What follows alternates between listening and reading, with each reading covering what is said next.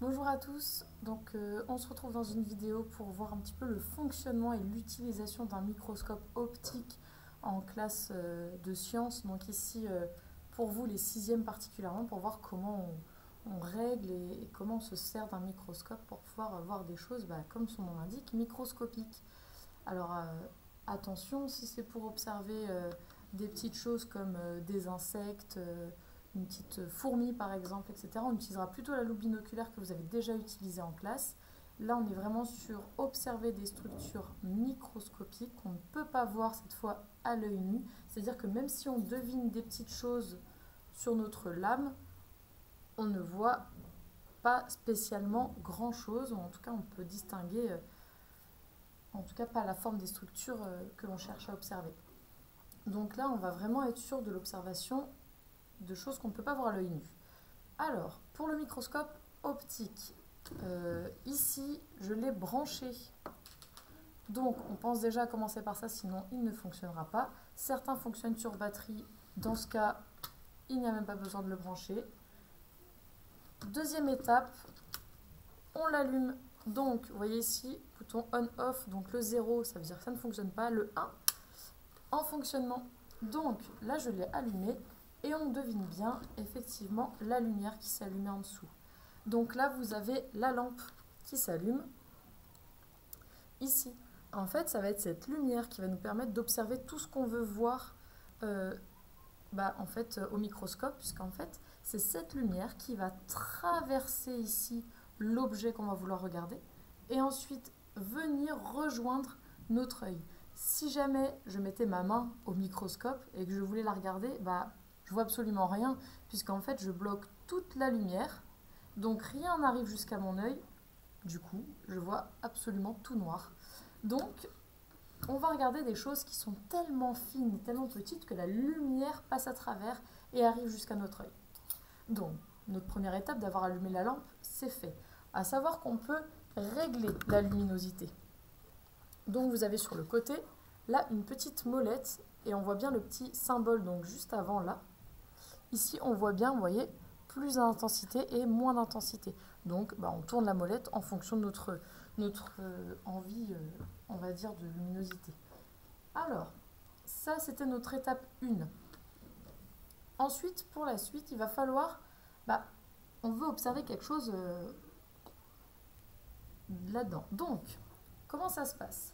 Déjà, normalement, le microscope, quand on le récupère, il a été rangé par l'élève précédent, c'est-à-dire la platine, ce grand cadre noir, la platine mise au plus bas. Donc vous voyez là, je ne peux pas tourner plus, c'est au plus bas.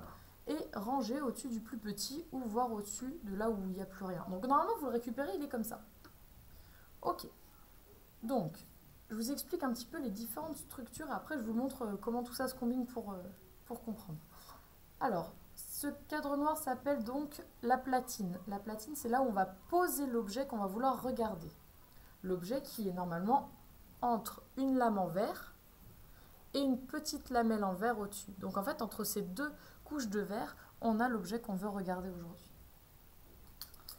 Donc c'est là où on posera. Alors, on verra tout à l'heure comment ça se passe. Ensuite, vous avez ici ce qu'on appelle des objectifs.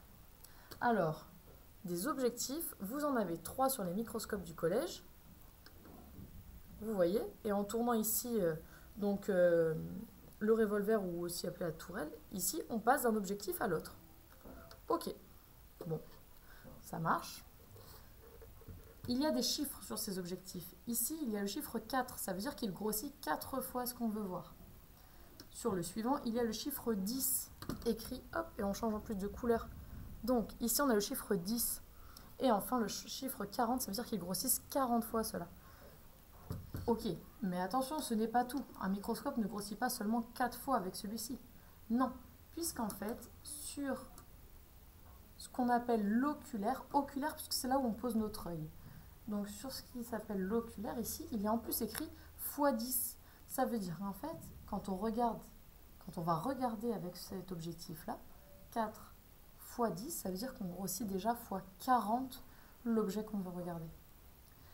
Je fais le même exercice avec le suivant. Lui, il grossit x 10. Et lui, de nouveau x 10. 10 x 10 x 100. Ça veut dire que l'objet qui est là, on l'a grossi 100 fois quand on le regarde. Et le dernier, lui, grossissait 40 fois, et lui 10 fois. 40 fois 10 fois 400. Ça veut dire qu'on a observé un objet 400 fois plus gros que ce qu'il est dans la réalité. Alors, maintenant, on a posé un peu de vocabulaire. La platine, des objectifs, un oculaire. Mais maintenant, mettons tout ça en place pour pouvoir observer quelque chose. Alors, on prend donc la lame que l'on souhaite observer. On fait attention à ne pas mettre les doigts à l'endroit où on veut regarder quelque chose, parce que sinon, vous allez juste voir vos empreintes et de la saleté. Donc si besoin, on la nettoie avec un petit sopalin. Ensuite, alors, pour poser cette lame, alors attention, je vais vous faire un petit zoom. Pour la poser, comment ça marche? Vous avez ici des petits bras métalliques, vous voyez. Vous allez en fait l'ouvrir, ce bras, venir pouvoir déposer la lame bien dans l'angle ici, relâcher le bras, et là, la lame tient. Elle est fixée.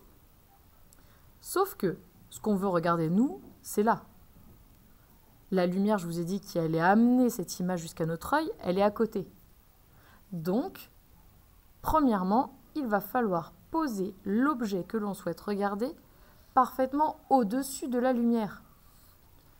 Et là, comment ça se passe?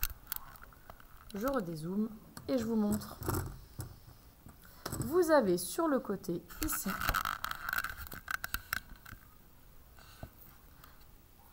des molettes qui permettent, vous voyez, d'avancer ou reculer la platine et de lui faire droite, gauche.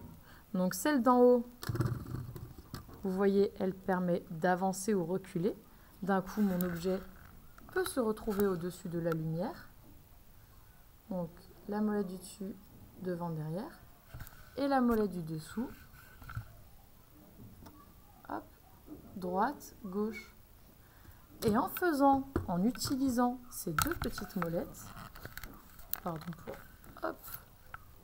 en utilisant ces deux molettes, regardez, je vais bien mettre l'objet que je veux regarder bien au centre, au-dessus de la lumière. Et là, on est bon. Ok. Alors ensuite, comment ça marche? Notre objectif, c'est d'observer ce qu'il y a là-dedans. Alors, c'est un peu comme si je vous demandais d'aller chercher à la ville, par exemple, du Grau-du-Roi sur une carte du monde. Alors, la ville du Grau-du-Roi sur une carte du monde, ça va être long et laborieux. Qu'est-ce que vous allez faire, vous, par exemple, sur Google Earth? Vous allez d'abord vouloir zoomer sur l'Europe, puis zoomer sur la France, et ensuite zoomer sur le sud de la France, chercher les plages et trouver le Grau-du-Roi. Non, ça fonctionne bien. Vous n'allez pas, par contre, prendre cette carte du monde, zoomer au hasard à un endroit, et ensuite vous déplacer en espérant un jour, par le plus grand des hasards, tomber sur le Grau-du-Roi. C'est le même principe avec un microscope. Je regarde d'abord de loin, de haut, l'objet que je veux regarder, et quand je l'ai trouvé, seulement quand je l'ai trouvé, ou en tout cas que j'ai trouvé la zone que je voulais observer, là je pourrais zoomer, pas avant. Sinon, ça va être long, laborieux, et vous n'y arriverez pas. Donc, on commence d'abord, vous voyez, au plus grand, c'est-à-dire regarder à peu près où est l'objet que je cherche, le mettre bien au-dessus de la lumière, et là, on va commencer à regarder. On part de la platine le plus bas possible. Je pose mon œil. Vous voyez que je pose mon œil en même temps que mes mains vont commencer à agir. Si vos mains agissent alors que votre œil ne regarde pas, vous n'allez pas savoir si vous avez trouvé.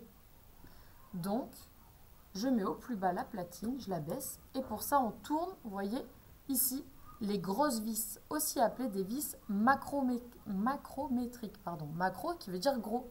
Donc, en fait, ici, on a les vis macrométriques, ou aussi appelées grosses vis.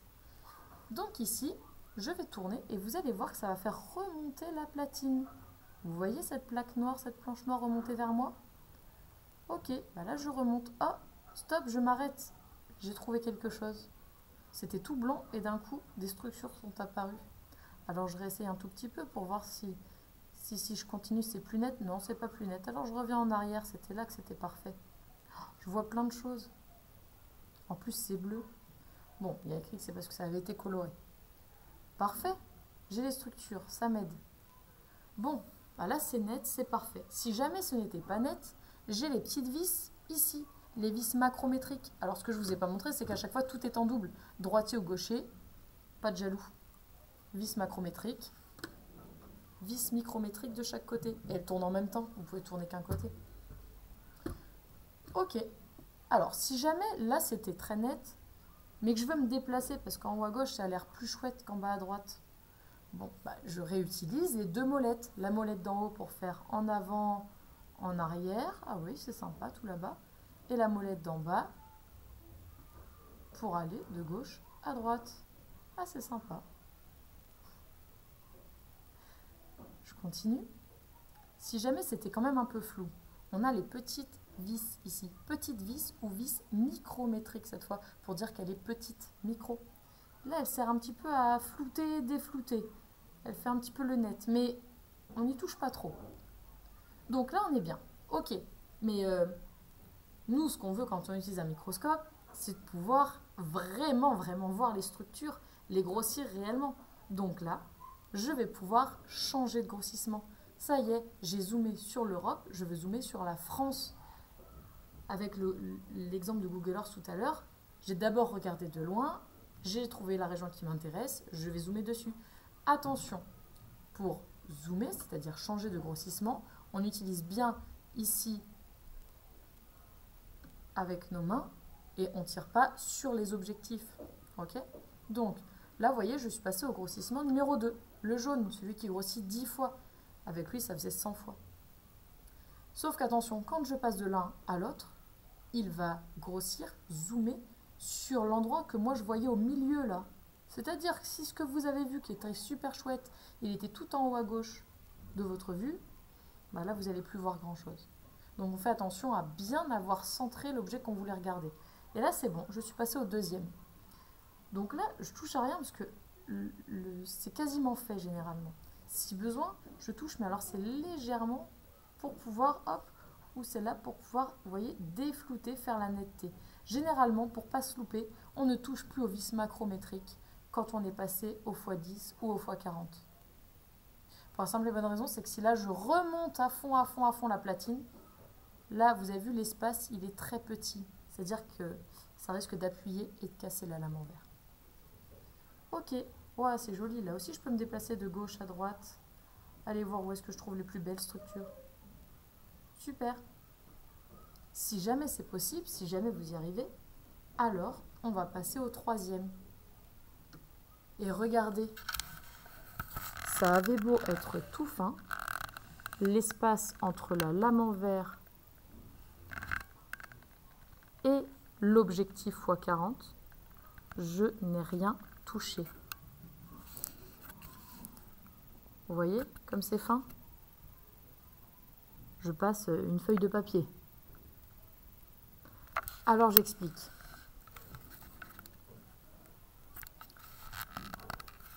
Quand vous avez bien fait le travail aux deux premiers grossissements, vous n'aurez quasiment plus rien à faire au suivant.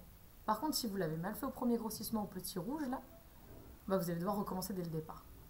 J'explique. C'est-à-dire que quand je suis là, si là je vois très bien les structures, si c'est très net, quand je passe à la suite, il n'y a pas à toucher à la platine. Il n'y a pas à se dire ça va pas passer, je vais tout baisser. Parce que là, si vous baissez tout, vous allez avoir perdu votre objet, votre réglage.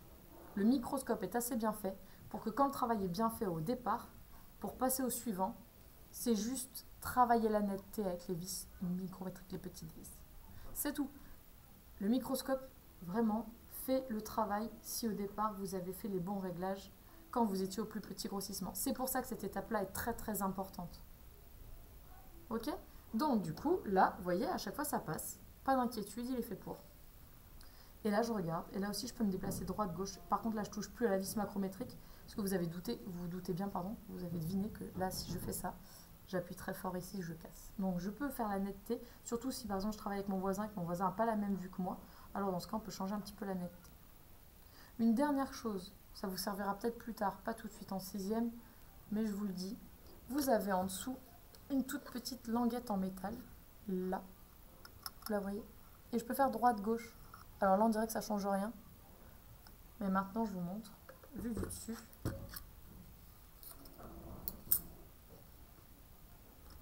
Vue du dessus, regardez, je vais jouer aussi avec la languette en métal, et vous voyez, on dirait que ça ferme un peu la lumière, alors que je n'ai pas touché à l'intensité, hein. C'est la même ampoule. Par contre, vous voyez, et bien en fait ça, vous allez pouvoir jouer sur les contrastes avec. Donc par exemple, eh bien, les contours de cellules vont pouvoir se voir de manière plus foncée, plus prononcée. Et à l'inverse, eh bien en fait, vous pouvez tout éclaircir et du coup voir plutôt les volumes à l'intérieur. Donc là, c'est à vous d'essayer, vous touchez à rien et juste vous pouvez essayer de, voilà, de déplacer un petit peu cette languette et voir ce que ça change. Ok ? Une fois que c'est terminé, on retire la lame, on se remet bien au plus petit objectif, c'est-à-dire le rouge. Ok ? On abaisse la platine au maximum, on éteint la lumière derrière et on protège le microscope dans sa housse. Et s'il y avait un fil, alors on enroule le fil autour de la housse du microscope. Ok ? Un microscope, s'il faut le déplacer, on le porte ici et en dessous. Ok ? Comme ceci. Je veux voir personne l'attraper par l'oculaire ou l'attraper par les objectifs ou l'attraper par la platine. C'est compris ? Donc, on fait vraiment attention à 2 points les plus importants. C'était, on commence toujours au plus petit objectif puisqu'on commence en regardant de très très loin ce qu'on cherche. Ensuite, on zoome sur la structure. Et la deuxième chose à laquelle on fait attention, c'est qu'une fois qu'on est au plus gros grossissement, alors on fait attention à ne plus utiliser les vis macrométriques au risque de casser la lame qui est entre les deux. On fait attention, c'est du matériel qui coûte cher, vous êtes en cours de sciences et ça fait partie des choses à apprendre et à savoir faire. Tout ce qui est sécurité en laboratoire, savoir être citoyen en respectant le matériel qui vous est prêté pour que les suivants puissent travailler aussi bien que vous avec, et ainsi de suite. Donc voilà, belles observations à vous, à savoir qu'on fera une autre petite vidéo pour apprendre à fabriquer ces petites lames d'observation pour les faire vous-même avant de commencer vos observations, mais ça c'est la prochaine étape. Déjà, apprendre à utiliser l'outil. Allez, à très bientôt.